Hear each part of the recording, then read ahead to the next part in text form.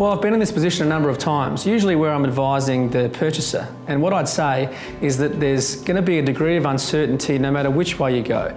There are certain elements of consistency, but being that it's a business sale transaction, there's always going to be some surprises along the way. There are no two transactions that are the same.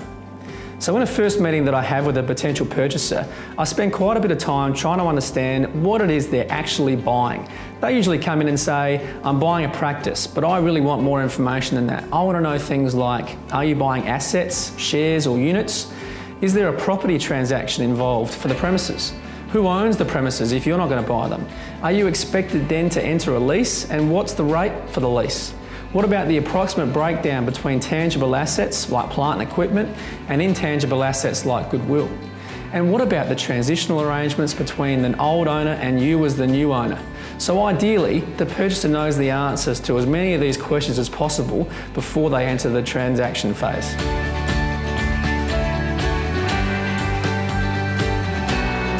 Well, invariably, a purchaser will acquire a combination of tangible and intangible assets that together comprise the practice. It's most common for a transaction for a GP practice to be done for one all-inclusive number, which includes both of these types of assets. Most commonly, though, it'll be the intangible assets that carry all the value in a GP practice. So these are the things that you can't necessarily see or touch, but these are the things that carry the value in a practice. So when I consider intangible assets and how much value they carry in terms of advising a potential purchaser, I look at a number of things, examples of which include, does the practice have a consistent pattern of revenues and profits? Are they reliable? What about the premises? How do they look? Is it professionally presented? Is there ample parking for patients, and are patients going to feel comfortable? Do we have built-in doctor succession? What good's a practice without there being doctors in play?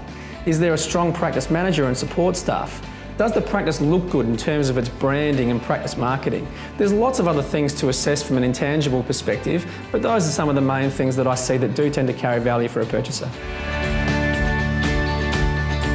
Well, most commonly, the price that is agreed is a function of the profits earned by that practice at a multiple based primarily on the perceived risk of the practice being able to maintain those profits in the future for that potential purchaser.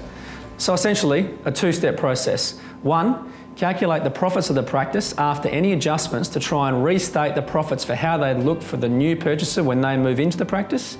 And two, multiply that by a risk factor that's assessed by a number of factors, including the risk, as I mentioned previously, of being able to earn those profits in the future, but a number of more external industry type factors can influence that number.